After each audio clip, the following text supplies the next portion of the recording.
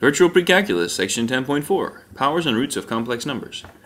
So we've learned how to convert things into polar form for a complex number. Now we're going to learn another reason why that might be a good idea. As you can see up here in the green, there's a formula for the power of a complex number. Any complex number z raised to whatever power you want, n could be 2, 3, 5, 95, whatever, can be written as the nth power of r, the modulus, or magnitude of the complex number, times cosine of n theta plus I times the sine of n theta. You see the n shows up as the power of the modulus, and it multiplies the angle in both of the arguments of the cosine and the sine. Here's an example of how we can use that. What if our number is negative root 3 plus I, and we're going to raise that to the fifth power? Well, the first thing we might want to do is to convert that into polar form so this formula is easier to use. For that, we're going to need to know the radius, or the modulus, r. That's just the square root of a squared plus b squared. As you can see here, it turns out to be 2. And then we're going to need to know the angle theta. So to find theta, remember, it's a good idea to think about cosine and sine of theta, which are defined to be a over r and b over r. So the angle that has a cosine of negative root 3 over 2 and a sine of 1/2, that's got to be, let's see, in the second quadrant, and it's got to be 5 pi over 6.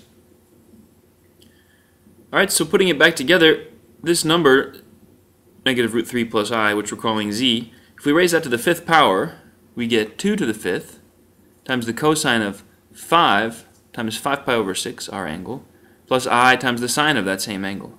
And that angle turns out to be 25 pi over 6, which is 2 pi plus 2 pi plus another pi over 6. So this angle, we can just as easily think of it as pi over 6, because it is coterminal with pi over 6 after all. Alright, so then all we have left to do is to figure out what is the cosine of pi over 6. Well, that's root 3 over 2. And what's the sine of pi over 6? Well, that's 1/2. So we end up with 32 times root 3 over 2 plus I times 1/2, and that's 16 root 3 plus 16i. So it's not too bad. Alright, finding roots is a bit trickier. There's an important idea that isn't really stated in so many words in your text, and that is that if we're talking about the set of complex numbers, then any particular number has n nth roots. So 3 third roots, 4 fourth roots, etc. For example, the third roots of 27, now written this way, actually is all you're actually able to indicate by this notation is the real third roots of 27. So what I should have written is just the words, the third roots of 27. Anyway, if you're looking for the third roots of 27, 3 is definitely one of them. 3 times 3 times 3 is 27.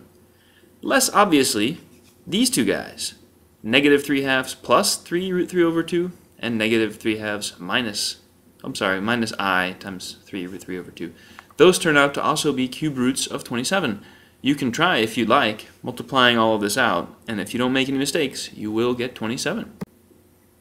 Alright, so the formula, or the rule, for finding the nth roots of a complex number is that the nth roots of a number r cos theta plus I sine theta are going to be the nth root of r, and that again means the real number, the real nth root of r, times the cosine of theta plus 2k pi over n plus I times the sine of that same angle.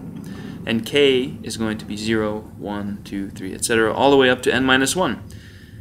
Alright, and that ends up meaning that we're going to have n different values. Let's look at an example of that. Alright, so again, looking at the third roots of 27. Well, we need to think about 27 as a polar number first. For 27, we can think of 27 like this. 27 times the cosine of 0 plus I times the sine of 0.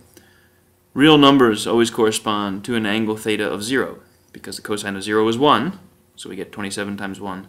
And the sine of 0 is 0, so we don't get any imaginary part. So 27 is a complex number with a modulus r of 27 and an angle theta of 0. Okay, plugging this into our formula, the thing out front is going to have to be the real third root of 27, which is just 3. And then the angle is going to have to be 0, but plus 2k pi over 3. Okay, n is 3, and k is going to be what? Well, 0, 1, and 2. Alright, so, well, when k is 0, then we have 2 pi times 0 over 3, that's just 0. So when k is 0, our number is 3 outside times the cosine of 0 plus I times the sine of 0. It's just 3. Like I said, real numbers have a theta of 0. When k is 1, then our angle is 2 pi times 1, so 2 pi over 3. Yeah? And the cosine of that is negative 1/2, and the sine is root 3 over 2. So we end up with this number here. This is one of the 3 cubed roots of 27. And when k is 2, then the argument of our cosine and sine is 4 pi over 3, and the cosine of that is negative 1/2, and the sine is negative root 3 over 2. So that's where this negative here comes from. And we end up with this last of the 3 third roots of 27. Pretty cool. I think we should look at another example of this, because this is really hard. So let's find the 5th roots of 4 plus 4i. How many are there going to be? That's right, 5.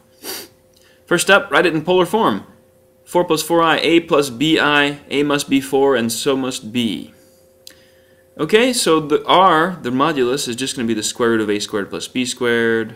That turns out to be the root of 32, or 4 root 2. Now to find theta, cosine of theta is a over r, or 4 over 4 root 2. That's 1 over root 2, which is root 2 over 2. And sine of theta is the same thing. Well, the only angle for which that turns out to be true is pi over 4, 45 degrees. So we have r and we have theta. And our number in polar form looks like this. So to find the 5th roots, we're going to be finding the 5th root, the real 5th root of the modulus, and multiplying by this thing here, where k can be 0, 1, 2, 3, and 4. Well, the modulus of our answer turns out to be kind of tricky. It's the 5th root of 4 root 2. And let's just follow that through for a minute. 4 is 2 to the 2. And root 2 is 2 to the 1/2. So what we have is 2 to the 2 times 2 to the 1/2, all to the 1/5. That 5th root is the same as the 1/5 power. So if we look at 2 to the 2 and 2 to the 1/2, we can combine those to find that that's 2 to the 5/2. 2 to the 5/2 to the 1/5 is just 2 to the 1/2, or root 2. Whew. So that crazy thing turns out to just be root 2. As for the angle, well, theta is pi over 4, and k can be 0, 1, 2, 3, 4. So if we make a simpler fraction out of this complex fraction, we end up with pi over 20, because the pi over 4 was over 5, plus 2 pi k over 5. And with k changing as 0, 1, 2, 3, and 4, we end up with this set of crazy values for theta. So theta can be pi over 20, 9 pi over 20, 17 pi over 20, 25 pi over 20, or 33 pi over 20. Whew, we're going to need a new sheet to write down the answers. Alright, so here are the answers. Remember, the modulus is root 2, and here are the different values for the angle. And that's about the best we can do if we want exact answers. You'll notice that I've simplified the 4th one because I can't resist 5 pi over 4. Alright, we can think about this in a geometric way as well. If z is a complex number with the modulus or radius r, okay, if we divide the unit circle, the 360 degrees, by n, whatever root it is we're trying to take, for example, for a third root, we divide it by 3. Dividing 360 by 3 gives us 120, and the 3 third roots of this number are going to be spaced by 120 degrees around the circle. This angle here, here, and here is 120. So that's another way to think about these roots in the complex plane. As an example of that, the 4th roots of 1. There's going to be 4 of them. Okay, z is 1, or 1 times cos 0 plus I sine 0. R is 1, theta is 0. If we divide 360 by 4, we get 90 degrees, and you see how the 4 solutions are spaced by 90 degrees. The 4 roots of 1, 4th roots of 1 being 1, I, negative 1, and negative I. Homework is here. Please finish this to test your comprehension of section 10.4.